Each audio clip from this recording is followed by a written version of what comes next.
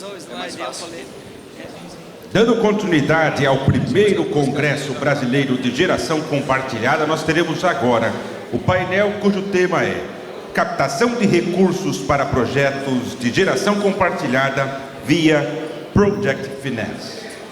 Guilherme Bastos de Aguiar, ele atuou na área de fusão e aquisição, M&A, e no mercado de capitais na Braga Nascimento Exílio. Analista de crédito sênior, gestor financeiro, profissional certificado pela BMF Bovespa, MBA em crédito pela Moody's. Ele é assessor em abertura de capitais, IPO, e é representante, um dos representantes do Conselho Regional de Administração de São Paulo, em Sorocaba. Participou em processo internacional de fusão e aquisição, realizando o valuation dos maiores frigoríficos de carne bovina e de frango da Argentina. Guilherme Bastos de Aguiar. Guilherme.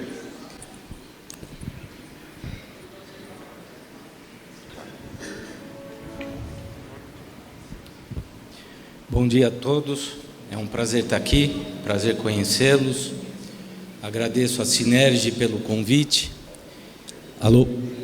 Agradeço a Sinergi pelo convite e poder aqui passar um pouco da minha experiência do dia a dia, atendendo a empresários de diversos setores. Eu vou falar um pouco sobre financiamentos no mercado de capitais, dos instrumentos financeiros que existem e o que um empresário que está buscando algum recurso é necessário fazer. Ao longo dos meus anos de profissão, eu reparo bastante que existem, para muitos dos casos, o não planejamento de investimentos. Quando falamos de energia renovável, seja eólica, fotovoltaica ou qualquer outra que venha a gerar a energia, nós falamos de projetos complexos, projetos de alto valor de investimentos e, por isso, precisa ser feito um planejamento que envolve alguns meses de trabalho. Muitos que vêm até mim, ele fala, quero construir uma usina e preciso de 30 milhões de reais e quero começar daqui 60 dias. É impossível isso acontecer, porque existe um caminho muito grande que tem que ser realizado para que consigamos uma aprovação. Dinheiro no mercado, de forma global, é o que não falta. Constantemente tem investidores que me procuram, ou perguntando de uma empresa de determinado setor à venda, ou alguma empresa que, obviamente, ele esteja querendo investir como crédito. Isso não significa que, mesmo eu tendo alguma empresa que estamos estruturando, ou para muitos aqui vão saber o que é uma modelagem financeira, não significa que aquela empresa vai estar enquadrada. Porque quando falamos de mercado de capitais, regido pela CVM, que é a Comissão de Valores Imobiliários, existem uma série de regras que têm que ser seguidas, de enquadramento inclusive. Foi pedido para mim para falar aqui um pouco sobre debêntures, e eu optei em não me estender muito sobre debêntures, porque existem vários tipos a serem emitidas, são regras mais complexas para uma emissão de uma debênture, normalmente para empresas maiores e também para uma SA mesmo de capital fechado. Tem uma lei se eu não me engano, de 2020, pelo senador Flávio Bolsonaro, que está tentando ainda, vamos falar dessa forma, que pare de pé a emissão de debêntures para empresas limitada. Mas isso, na prática, não está acontecendo. Por quê? Mesmo as debêntures incentivadas, que o nome já fala, tem a isenção de imposto de renda para o investidor, custa muito caro para o empresário emitir uma debênture.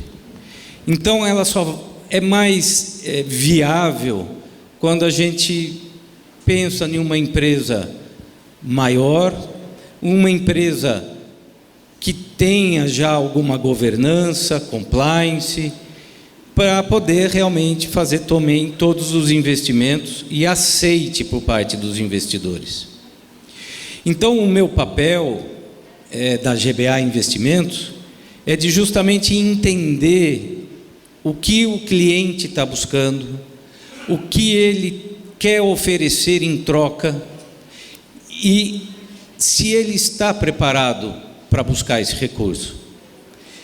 Então, com essa visão e o cliente entendendo que precisa ser feito toda essa estrutura, nós montamos essa modelagem. Eu, por ser um profissional de crédito, eu posso emitir uma nota de rating daquela operação. Claro, eu não sou uma agência de rating, ela não tem um valor legal, ela tem um valor para crédito. Porque muitos investidores, eles falam, eu quero investir no setor de energia solar, estou com apetite de cheque de 1 bilhão, mas eu só quero empresas AAA, eu só quero crédito AAA. Então, esse trabalho da estrutura é até mesmo para poder entender se aquele cliente tem a capacidade de tomar o recurso com aquele determinado investidor. Vou dar um exemplo bem prático aqui. Eu quero buscar 100 milhões de reais, vou investir em várias usinas e minha empresa fatura 1 bilhão. Só que às vezes ela está muito alavancada, está devendo, não devendo inadimplente, mas ela está alavancada por outros investimentos que realizou. Então essa estrutura vai comprovar se ela tem uma capacidade de tomar esse recurso e se ela tiver a capacidade de tomar esse recurso, que nota de crédito eu daria para ela. Isso tudo leva tempo e o empresário tem que estar disposto a vivenciar esse momento que não deixa de ser, muitas das vezes, um aprendizado para ele. Por confidencialidade, eu não posso dizer a empresa, mas estamos fazendo uma operação desde dezembro, estamos em maio. Agora veio a aprovação do fundo com as condições aceitas pelo cliente. Estamos falando de 5 meses de operação. E o dinheiro só sai daqui 2. Então, esse planejamento é sempre importante, tá na cabeça do empresário, do gestor, do CEO, da empresa.